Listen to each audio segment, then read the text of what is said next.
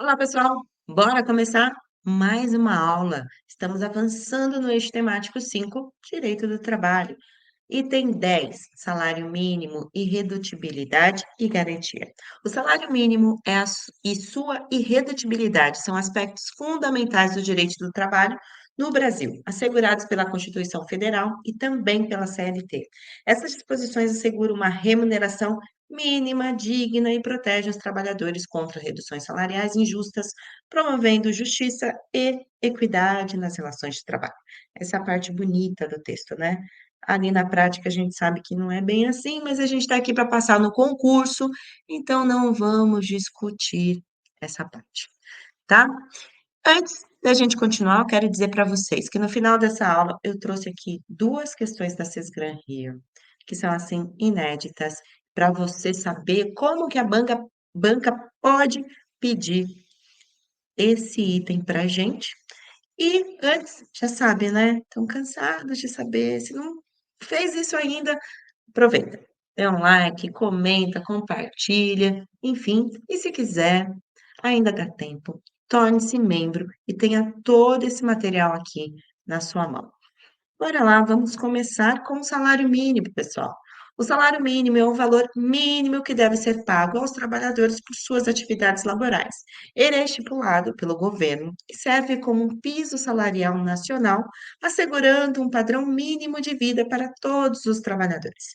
O salário mínimo é regulado pela CLT e pela Constituição Federal de 1988.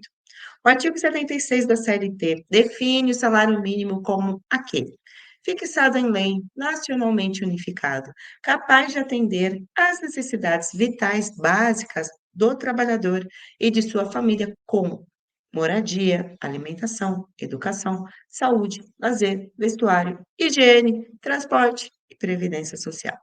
No artigo 78, estabelece que o salário mínimo não pode ser pago em valores inferiores aos estipulados pelo governo, e no artigo 82 da CLT, trata da periodicidade do reajuste do salário mínimo, que deve considerar a preservação do poder aquisitivo e a inflação. O salário mínimo também, assim como o salário em geral, pode ser pago parte em dinheiro e parte em utilidades. Nessas situações, a parcela em dinheiro não será inferior a 30% do salário mínimo. Além disso, a jurisprudência tem admitido pagamento inferior ao salário mínimo mensal nos casos em que a duração do trabalho foi ajustada a um patamar inferior ao limite de 8 horas diárias e 44 horas semanais, respeitado o salário mínimo hora, conforme a orientação jurisprudencial 358 da primeira sessão de dissídios individuais do TST. Dito isso, vamos para essa primeira questão aqui da FCC. Havendo para agora ler a questão e depois ver a resolução, tá?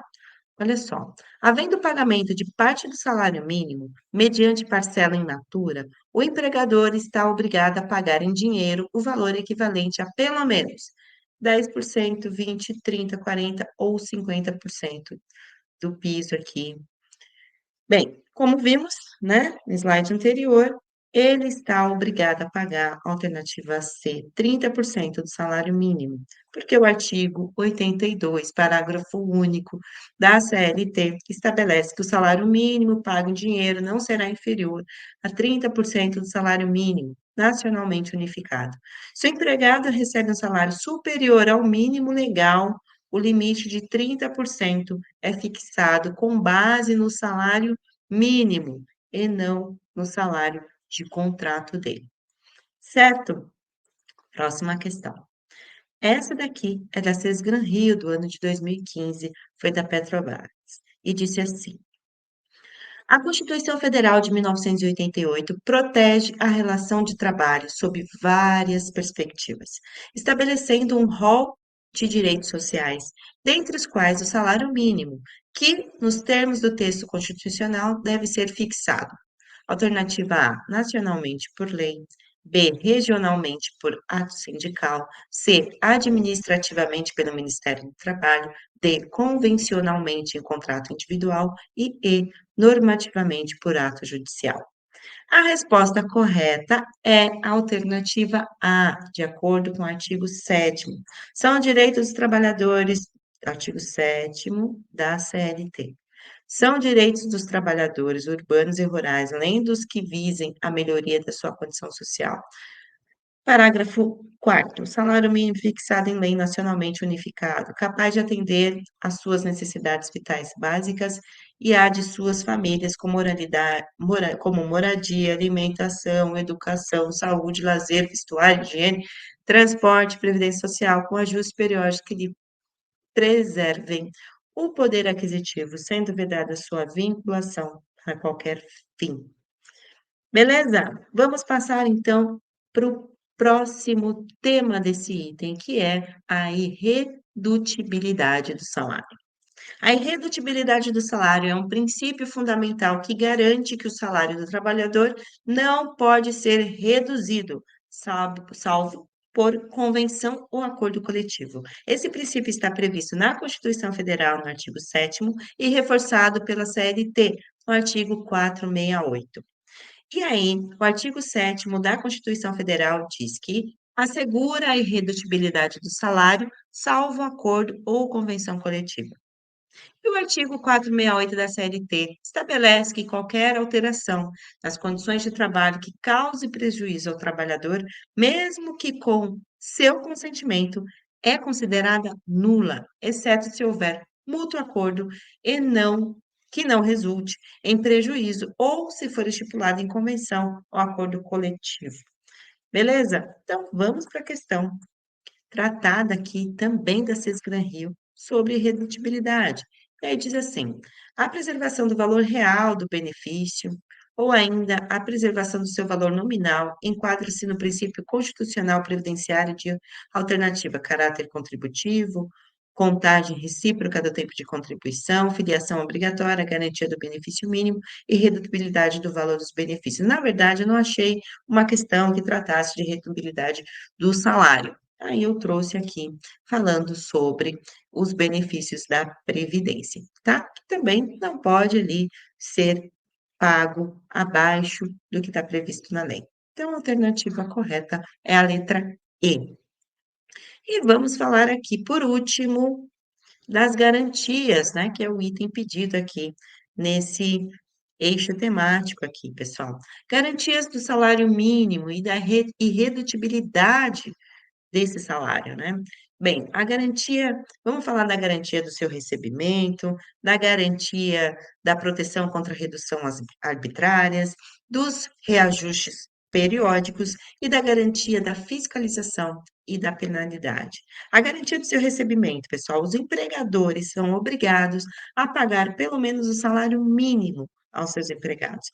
Qualquer pagamento inferior é ilegal e pode resultar em penalidades.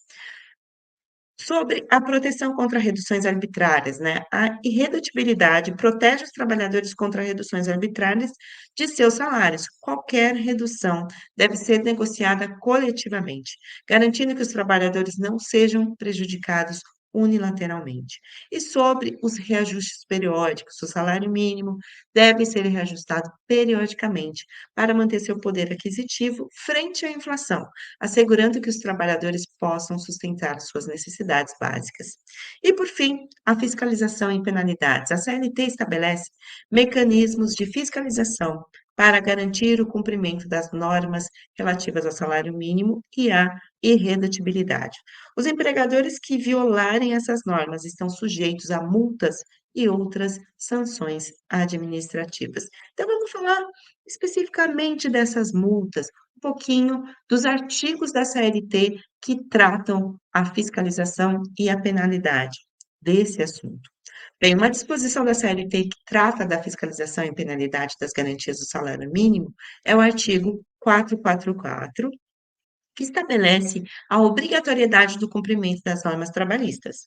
Além disso, o artigo 486 especifica penalidades aplicáveis em caso de descumprimento das disposições relativas ao salário mínimo.